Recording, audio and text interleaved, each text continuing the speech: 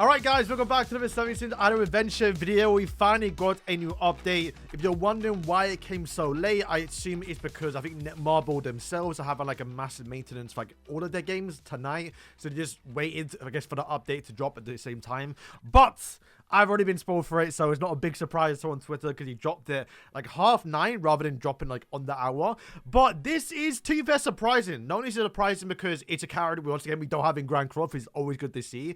But I thought, because the seasonal stuff with how they did Lilia, I thought we were only going to get OC characters for the seasonal events. I didn't think we were going to get actual, you know, Sing characters or 70 Sing characters.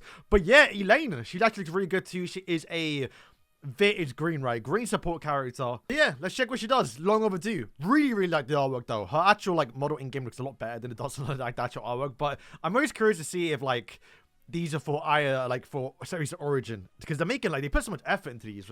If they put more effort into these than natural Grand Cross sometimes. But it's actually quite funny because Grand Cross just got updated today and they're getting LR Barn. So like if you're an actual like Barn and Elaine enjoyer, then playing both games you're gonna get the experience both of them, which is kind of cool. So yeah, the first one, oh wow, it's AoE skill and normal skill. Wow, okay, so bomb normal skill is going to deal damage equal to 95% attack onto all enemies within a 2-meter radius of the initial target. That is kind of crazy. We have not yet seen characters have AoE skills or normal skills, so that's something they're going to start probably doing later on. And then we have the special skill, the Holy Maiden's Blessing. Every 5 seconds, grant level 5 onslaught, which can be final attack by 20% to green attributes and fairies for 3 seconds. Oh, okay. And grant fairy protection to all allies. All allies, so it doesn't really matter, I believe, what race they are or whoever they are, for 3 seconds, which is going to increase the crit resistance and crit defense. Okay, how do I feel about that? That is better. We've not yet gotten a green character to buff up green. So right now, one of the biggest complaints I have in terms of like team building is there's not a lot of love for greens, right? Like only Escanor gets love because of course he is a sin, so he gets buffed up by sins. But I was talking about like, you know, Zelda's coming out and buffing up attack for commandments, which will obviously make the commandments better, but more importantly make Estarossa better because he has more attack. And the way it's timed up, both Elaine and Estarossa are always going to have, yeah, this is actually really good. This actually might be like an actual Estarossa buff, because every 5 seconds he's going to taunt.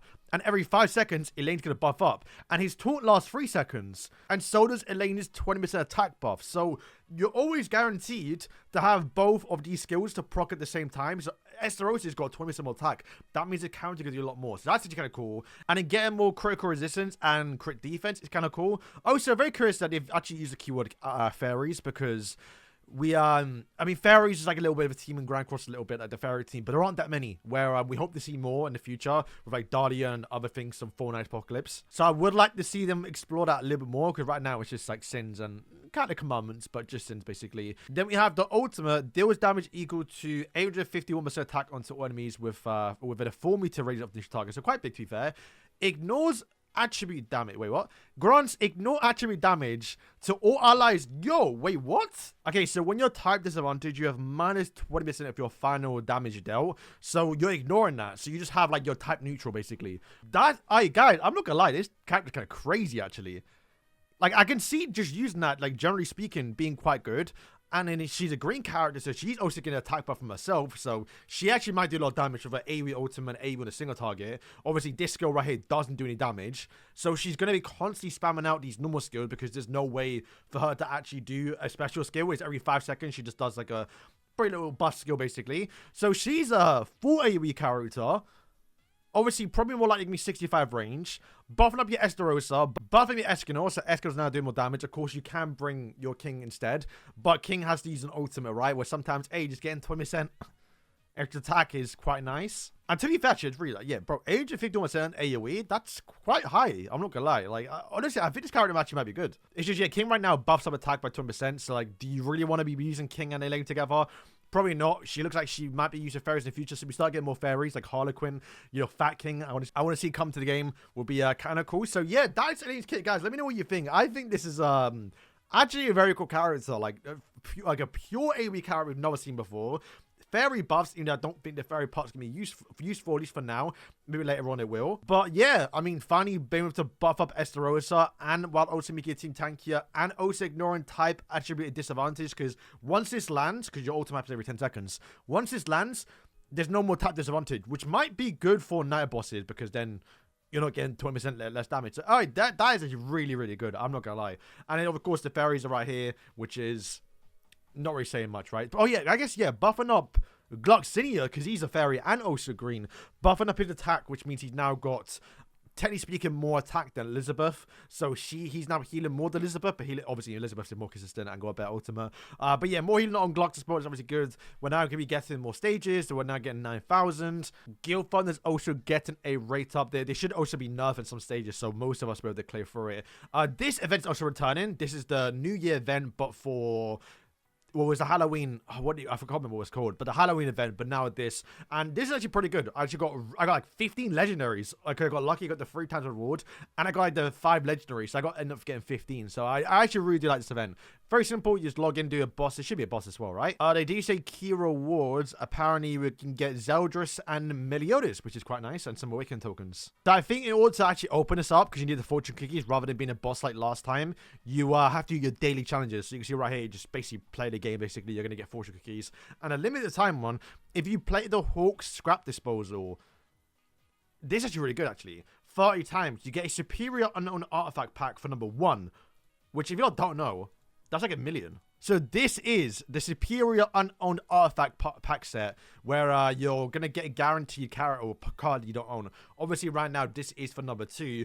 But for most people, I assume, enough, everyone maybe, most of us probably haven't completed it. And in order for me to complete it, I need 3 more. So if I get 3 more of these packs, I finished the whole of Artifact Pack 1, right? Where so that's guaranteed to be a legendary for me. So that's just really nice. This event was fun when it came out. Happy to get into and play it again. Okay, so there are first-time stage clear rewards. They've now been updated a little bit. You get gold TXP for stage 1, 200 draw power for 2, 1,000 goods for stage 3. 4 is like, okay, some people will probably get there, which is 70 Demon's Chest. And if you do get towards stage 5, you are going to get the Hawk Scrap Disposal Time Portrait, which I think was available last time, but for stage 7. So now you can get towards stage 5, which I think I've done like 3 times. Stage 5, I think, is like the only one people can get to if you're actually decent at the game. If you're an absolute psycho, then you can get towards stage 6 and 7. But like, I think what I saw is people had like a massive iPad and they played both together. Lilia is now in the ticket, so you'll be able to get her while also summon for Elaine if you are summoning. The difficulty in normal and nightmare stages have decreased. They don't say, I believe, which ones, but essentially this is what they do now.